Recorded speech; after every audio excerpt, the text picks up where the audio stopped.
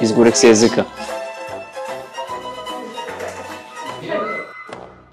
Пак ли вие? Здравейте, аз съм Симеон Борисов от отдел фериботни резервации и отговарям за всички линии от Гърция. Как започна твоята работа в Трък Фери? Започнах временно, но екипът и динамиката ме спечелиха и останах за постоянно. Защо линиите и Гуменица Бриндизи и Анкона са ключови? С пристанището и Гуменица свършва гръцката магистрала Игнатия Одос, като това превръща пристанището в ключов логистичен център, свързващ Азия с Западна Европа. Как се справяш в екстремни ситуации? Пазя спокойствие и мисля бързо, като намирам решение без да се поддавам на стрес.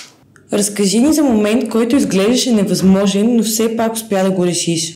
След стачка камионите, събрали се на пристанището, бяха повече от капацитета на кораба. След внимателно планиране и приоритизиране изпратихме първо най-важните, като по-неспешните останаха за следващото отплаване. Вярно ли е за лицевите опори? Да, вярно е. Когато всичко е наред, прави стълткив, когато не е стълтят. Какво би изненадало хората за работата ти? Колко решения вземаме и колко координация е необходима, за да осигурим качване на всеки един камион. Пак ли вие?